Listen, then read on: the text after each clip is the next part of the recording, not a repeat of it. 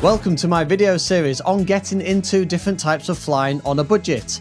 I'm covering everything from the super cheap to the expensive. No matter your budget, there is a way to live your childhood dream of flying. Check out my Facebook group for further flying and cost saving discussions. This video is about hang gliding.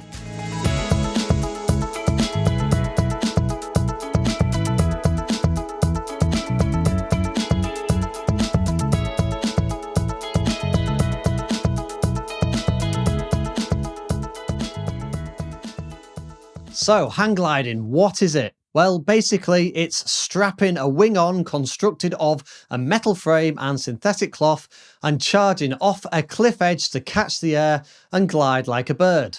The aim is to catch thermals and updrafts from the ridge to stay in the air for as long as possible, for hours in fact, eventually gliding back down to old terra firma. It's probably the closest thing you can do to being a bird or feeling like Superman, and it is a low-cost way to get into the air and enjoy the scenery without any obstructions. For training, firstly, in the USA, a license isn't needed in the same way that you would need a license for fixed-wing aircraft.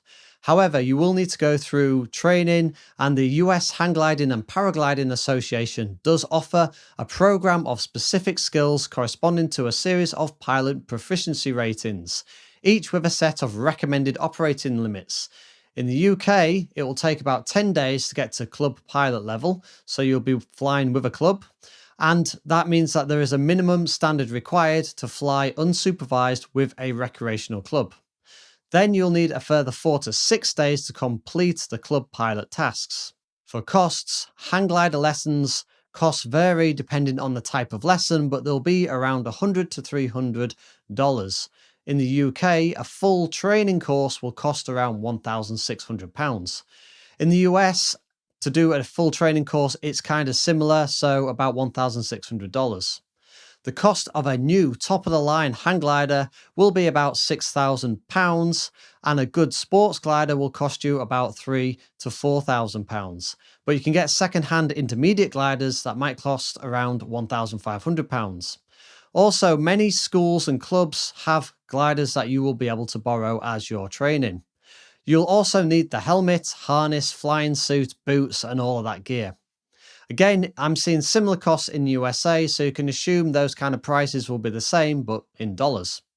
For safety, well, safety is always dependent on the person flying. If you keep current, as in you keep up with your practice and don't get rusty, and don't take big risks, then you have a better chance of staying safe. This goes for any type of flying and for life in general, of course. Hang gliders in the US are now certified for airworthiness by the Hang Glider Manufacturers Association. Also, hang gliding instruction has been standardized and the students learn from certified instructors using a gradual training program. But despite these advances, people do still make judgments of error, and aviation in general is not very forgiving. The majority of hang gliding pilots fly their entire careers without serious injury though.